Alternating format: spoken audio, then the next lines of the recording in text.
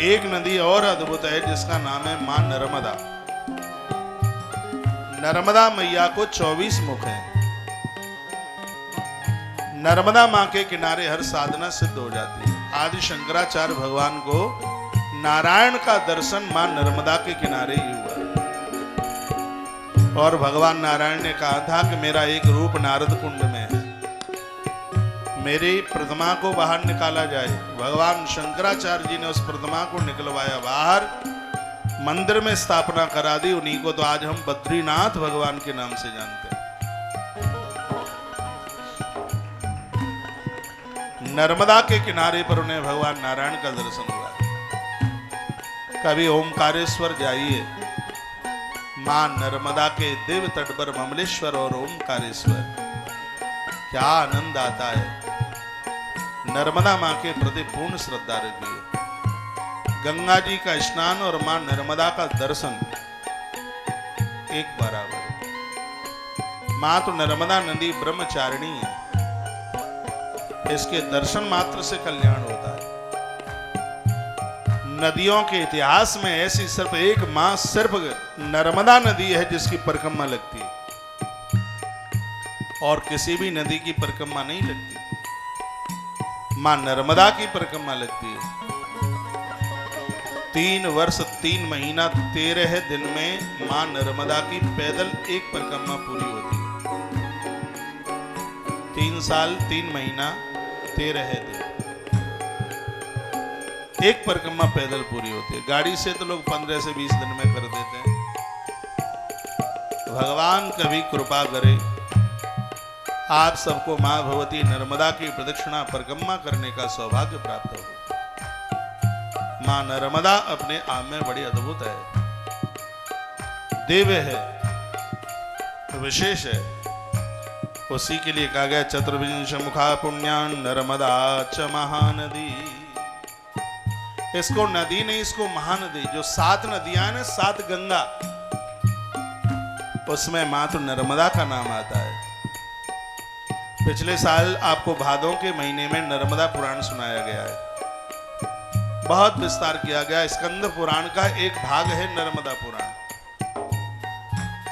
वो आपके बीच में यह ग्रंथ परोसा गया। इसकी महिमा में लिखा गया कि तस्याम क्षेत्रे, ये जो क्षेत्र है ये पाप ताप और परताप और संताप ये सबको दूर करने वाला है, सबको नष्ट करने वाला है। अमर कंटक से निकलने वाली मां नर्मदा आज जगत कल्याण में लगी हुई है। इस नदी का प्रभाव चारों युगों में है। जिस दिन नर्मदा का जल सूख जाएगा, ऊपर आकाश नीचे धरती नहीं रहेगी। चारों युगों में यदि कोई नदी दिखाई देती है तो वो नर्मदा। बराह पुराण में इसका वर्णन किया गया था। जिस समय सृष्टि का प्रलय होता है तो जितनी भी नदियां वो सब छूमंतर हो जाती, कोई भी नदी दिखाई नहीं देती। लेकिन उस प्रलय काल में भी यदि जीवंत कोई नदी रहती है, कोई सरता रहती है, तो वो सिर्फ इकलौती अकेली है, वह है मां नर्मदा। वो कितने लोग बड़भागी हैं जो लोग नर्मदा के किनारे, मां नर्मदा के किनारे बसे हुए। मध्य प्रदेश का एक शहर है होशंगाबाद, नरसिंहपुर, शाहपुरा, महेश्वर, नगरी मंडला, ओमकारेश्वर, ये वो बड़भागी शहर हैं जिनको मां भगवती नर्मदा के किनारे पर जिनको वसने का सौभाग्य प्राप्त हुआ है। वो शहर गुजरात के भी है, सौराष्ट्र के। भाग्यशाली तो हैं ही, बड़भागी हैं। मां नर्मदा के किनारे पर बसने का उन्हें यह सौभाग्य प्राप्त हुआ है। तो सेवक क्षेत्रों में मां भगवती नर्मदा का नाम बड़े सम्मान के साथ में लिया गया है। बोलिए नर्मदा मैया की।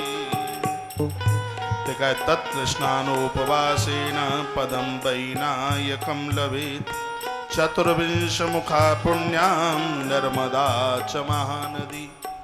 एक बड़ी सुंदर बात यहाँ पर मिल गई है। जो नर्मदा स्नान करते हैं, नर्मदा माँ का पूजन करते हैं, विनायकम, उनके घर में स्वयं भगवान गजानंद आके विराजित हो जाते हैं। भगवान गणपति आके बैठते हैं जो नर्मदा स्नान करते हैं। माँ तो नर्मदा का वंदन पूजन करते हैं। विनायक यानी गणेश उनके घर में आके बैठते हैं। और भगवान गजानंद ऐसा देव है जो अकेला नहीं बैठता, उनके साथ में उनकी दोनों देवियां होती है। एक का नाम है बुद्धि, एक रिद्धि, एक का नाम है सिद्धि। इतना ही नहीं, उनके दोनों बेटे शुभ और लाभ। कभी समय निकालिए, कभी टाइम मिले तो आप मां भगवती नर्मदा के किनारे जो जो तीर्थ हैं वहां जाइए। ओमकारेश्वर भगवान है, अमरकंटक भगवान है। हमने 2 साल पहले अमरकंटक में शिव महापुराण की कथा करी है। भगवान की कृपा से शिव महापुराण की कथा, और वो भी गंगा दशहरे के समय पर। इतना आनंद आया कथा में, बस पूछो ही मत, इतना आनंद। जैसे गूंगा व्यक्ति गुड़ खा करके स्वाद बता नहीं सकता, तीर्थों की कथा का स्वाद बता नहीं पाएंगे, कितना आनंद आता है। ये कथा वृंदावन तीर्थ से आप सुन रहे हैं, गौ माता के परिसर से सुन रहे हैं। और थोड़ा धीमे बजा लो, कोई बात नहीं। आप श्री धाम वृंदावन की पवित्र धरा से, जो कि धरती गोपेश्वर भगवान की है, यहां से कथा आप सुन रहे हैं। आनंद की कमी नहीं हो रही है, आनंद की अनुभूति पूरी है। भले ही कथा टीवी पर 1 बजे कट होती है, लेकिन मैं तो आपको 2:30 से और ऊपर 2:45 बजे तक कथा सुना रहा हूं।